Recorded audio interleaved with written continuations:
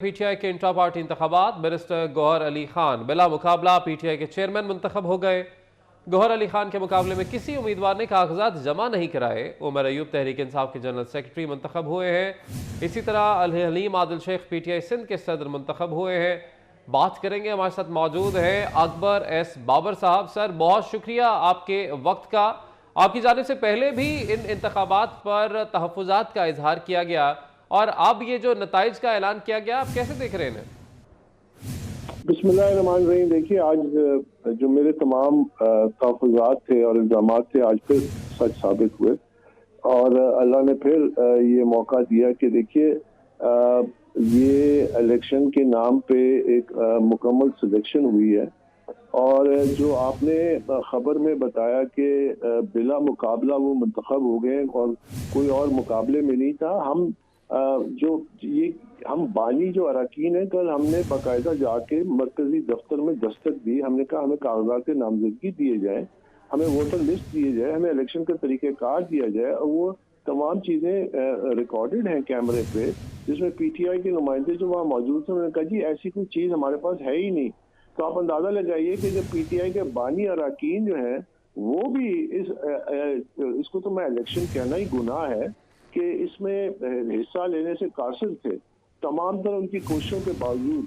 तो ये तो एक टोटली ढोंग रचाया गया है और जिस तरह की उन्होंने कल कहा हमें कि ये कानूनी कार्रवाई है और महज इलेक्शन कमीशन के जो फैसला था उसके तकाजे पूरे करने के लिए, तो ये यकीनन ये नाकाबिल कबूल है। इसको हम चैलेंज भी करेंगे मुतल्लिका फोरम में और ये वर्करों के हक पे डाका डाला गया है। यानी एक जमात जो जो जमहूरियत की अलमबरदार बनती है, जो कहती है कि लेवल प्लेइंग फील्ड दिया जाए, जो कहती है कि लीडरशिप को हर कौमी सतह पे मुकम्मल मौका दिया जाए कि वो इलेक्शन में हिस्सा ले और बिल्कुल देना चाहिए, हर जमात के को मिलना चाहिए, लेकिन उन्होंने अपने वर्करों के वो हकूक देने से इनकार किया। वो मेरिट पर लीडरशिप को सामने लाने के लिए तैयार नहीं है। लोग कहते हैं कि जी कम से कम यहाँ मूरसी सियासत, ये तो मूरसी सियासत से भी ज्यादा खौफनाक है कि ये तो बादशाहत है कि जिसको नामजद किया और बाकी किसी को मौका तक नहीं दिया कि वो इलेक्शन लड़ सके और वर्करों को मौका नहीं दिया कि वो आप वोट दे सके। आज तक आपने कभी जिंदगी में कोई ऐसा इलेक्शन देखा है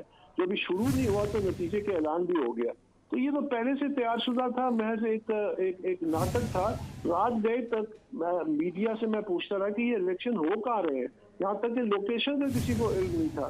तो ये मेरा नहीं ख्याल कि ये जो इनका मकसद है ये पूरा होगा और मुझे इससे बड़े अफसोस से कहना पड़ता है कि जो इलेक्शन सिंबल है बल्ला, आज के ये जो नाटक है इससे मजीद खतरे में पड़ेगा और पाकिस्तान तहरीक इंसाफ है जो जमात को इलेक्शन में जो है बाकायदा हिस्सा लेना जो है वो भी खतरे में पड़ सकता है कि ये जिस भोंडे अंदाज में इन्होंने ये नाटक रचाया है।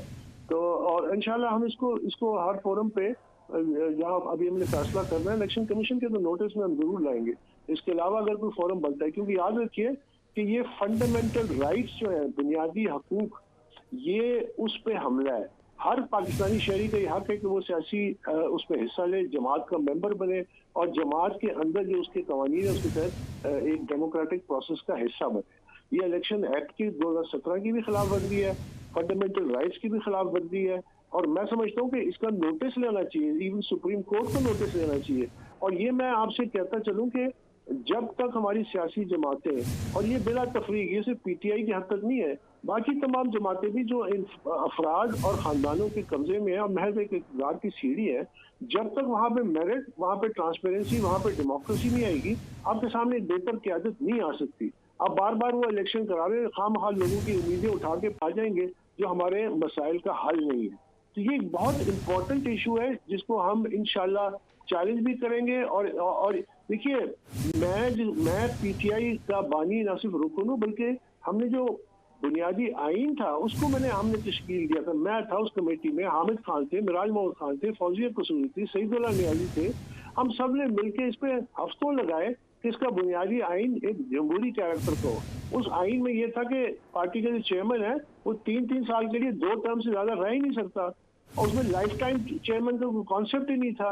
उसके बाद वो डिबार होता था। क्यों?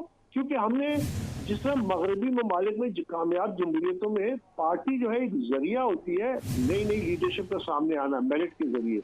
अब बरतानिया में आप देखिए, पाकिस्तानी मिजाज जो है वो लंदन के मेयर 2 दफा लेबर पार्टी से उभरे, अभी जो उनके प्राइम मिनिस्टर हैं वो इंडियन आजाद है, लेकिन वो प्राइम मिनिस्टर के ओहदे तक पहुंच गए जी। अपनी जमात के डेमोक्रेटिक प्रोसेस के जरिए। ये बुनियाद है जमहूरियत की। अगर हमने जब तक ये नहीं अपनाया तो हम जमहूरियत के नाम पे ये जो नाटक है और ये जो नाकाम नाटक है ये हम रचाते रहेंगे। ठीक है, अकबर इस बाबर साहब हमारे साथ ही रहेगा।